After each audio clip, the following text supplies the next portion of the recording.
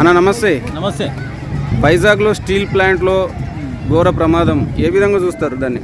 ఈరోజు ప్రజలు గుర్తు చేసుకున్నది ఏంటంటే మన ప్రజల కష్టాన్ని గుర్తు పెట్టుకుంటున్నారా?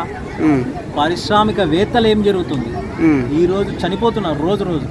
గత ప్రభుత్వంలో వైఎస్ఆర్ ప్రభుత్వంలో జగన్మోహన్ రెడ్డి గారి ప్రభుత్వంలో గ్యాస్ లీక్ కావడం వల్ల 16 మంది చనిపోయారు. చనిపోతే ఆ రోజు ఆర్థిక సాయం ₹1 ఇచ్చింది ఆ ప్రభుత్వం.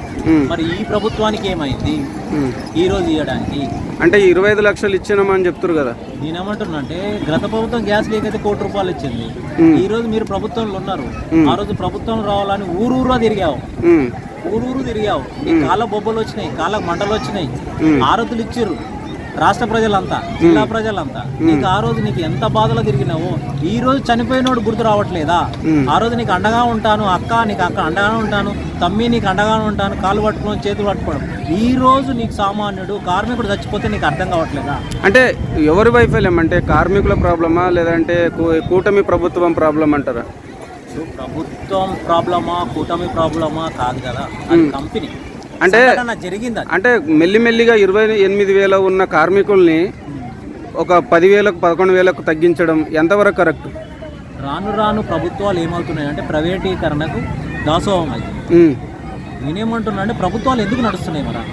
మీరు ఓటు హక్కు ఎందుకు? రాష్ట్రపతి పాలన కానీ లేకపోతే మీరు ఓటు ఎందుకు వేయాలి? మేము ఈరోజు మీరు మాకు సరైన భద్రత లేనప్పుడు, ఇప్పుడు గవర్నమెంట్ ఉద్యోగాలు లేవంటున్నాం, ప్రైవేటీకరణలు నీకు సరైన భద్రత లేనప్పుడు ఎందుకు మీరు ఈ రాష్ట్రానికి మంత్రులు? అంటే వర్క్ లోడ్ ఎక్కువైపోయి కార్మికులు తక్కువై ఇలాంటి ప్రమాదాలు జరుగుతున్నాయి అని చెప్పి కార్మికులు చెప్తున్నారు. మరి మీకేమనిపించింది? వర్క్ లోడ్ ఎక్కువైనా తక్కువైనా అది ప్లాంట్, స్టీల్ ప్లాంట్, అది ఒక పెద్ద యంత్రాంగం. కొన్ని సంవత్సరాల గురించి యంత్రాంగం అది. మన రాష్ట్రంలోనే దేశంలోనే నెంబర్ 1 స్టీల్ ప్లాంట్. అలాంటి ప్లాంట్ మన కేంద్ర ప్రభుత్వం దాన్ని ప్రైవేటీకరణ చేస్తారు. ఇలాంటి సంఘటనలు జరిగి ప్రైవేట్ వాళ్ళకి ఇవ్వడం జరుగుతుంది. అంటే నిన్న ప్రెస్ మీట్లో పవన్ కళ్యాణ్ గారు గత ప్రభుత్వం దీన్ని ప్రైవేటీకరణ చేయాలని చూసింది, మేమే అడ్డుకున్నాం అన్నట్టు మాట్లాడాడు. ఈరోజు జగన్మోహన్ రెడ్డి గారు ప్రెస్ మీట్ పెట్టి మేము ఎప్పుడెప్పుడు కేంద్ర ప్రభుత్వానికి లెటర్ రాసాము, ఎప్పుడెప్పుడు అసెంబ్లీలో తీర్మానం చేశాము, ఎప్పుడెప్పుడు మేము పార్లమెంట్లో దీన్ని అడ్డుకున్నాము, దీన్ని ప్రైవేటీకరణ కాకుండా. కుమారస్వామి గారు కూడా కేంద్ర మంత్రి కార్మిక శాఖ ఆయన కూడా చెప్పాడు లాస్ట్ ప్రభుత్వం దీన్ని అడ్డుకున్నది ప్రైవేటీకరణ అని. మరి పవన్ కళ్యాణ్ గారు ఆ విధంగా అబద్ధాలు మాట్లాడడం ఎంతవరకు కరెక్ట్ అంటారు? నేనేమంటున్నా అంటే కేంద్ర ప్రభుత్వం ప్రైవేటీకరణ చేయడానికి అడ్డుకున్నదని అంటున్నారు. ఈ రాష్ట్ర ప్రభుత్వం ఉంది కదా, ఆ రోజు వైఎస్ఆర్ మీరు ఎన్ని లెటర్లు ఇచ్చారు కదా, ఎన్ని ఉద్యోగాలు ఇచ్చారు? వాళ్ళు ధర్నాకి ఎందుకు తీరు ఈరోజు? మరి కార్మికుడు మాట్లాడితే నువ్వు కార్మికుడు లేకుండా ఉండు, నీ సంగతి చూస్తా అంటే కాదు కదా.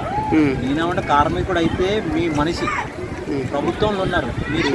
మీరు ప్రభుత్వంలో ఉన్నప్పుడు మీ కుటుంబం లాంటి మనిషి ఎవరైనా కానీ అలాంటి సంఘటన జరిగినప్పుడు దాన్ని భద్రత చూసుకొని మీరే చూసుకున్నారు, కానీ ఇష్టం వచ్చినట్లు మాట్లాడచ్చు. అంటే నిన్న లోకేష్ గారు హోమ్ మినిస్టర్ అనిత గారు వెళ్ళినప్పుడు లోకేష్ గారు కొంచెం ఫైర్ కావడం జరిగింది. అక్కడ ఒక పెద్ద ఆయన మాట్లాడుతుంటే మీ ఇంట్లో చనిపోయారా, కొంచెం ఆగు అన్నట్టు కొంచెం ఆర్గ్యుమెంట్ చేసినట్టు అయింది. ఏ విధంగా చూస్తారు? ఇప్పుడు ఇంట్లో చచ్చిపోయినప్పుడు ఎవడు మాట్లాడాడు, బయటోడే మాట్లాడతాడు. అది గుర్తుపెట్టుకో. అంటే తోటి కార్మికుడు చనిపోతే ప్రశ్న వైఎస్ఆర్ కాంగ్రెస్ ఉన్నప్పుడు పాదయాత్ర ఎందుకు చేసినావు?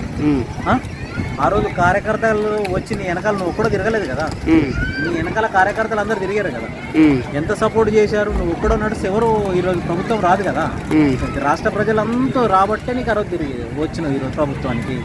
ఇది అంతే. ఈరోజు ఆ ఇంట్లో నాయకుడు చనిపోయాడు, ఆ ఇంట్లో బాధను తట్టుకోలేక ఒక అడుగుతున్నాడంటే అది గుర్తుపెట్టుకోండి, కార్మికుడే, ఆ ఇంట్లో కార్మికుడే, ఎవరు అడిగినా కానీ అది గుర్తుపెట్టుకోండి. ఆ కుటుంబాలకి ఏం చేస్తే బాగుంటుంది ప్రభుత్వం తరపు నుంచి? గత ప్రభుత్వం ₹1 ఇచ్చింది, ఈ ప్రభుత్వం ₹1 ఇచ్చి తక్షణ సహాయం చేసి ఆ ఇంట్లో వాళ్ళకు ఉద్యోగాలు ఇచ్చి ఆదుకోవాలని నేను కోరుకుంటున్నాను. ఓకేనా, ఓకే, థ్యాంక్ యూ.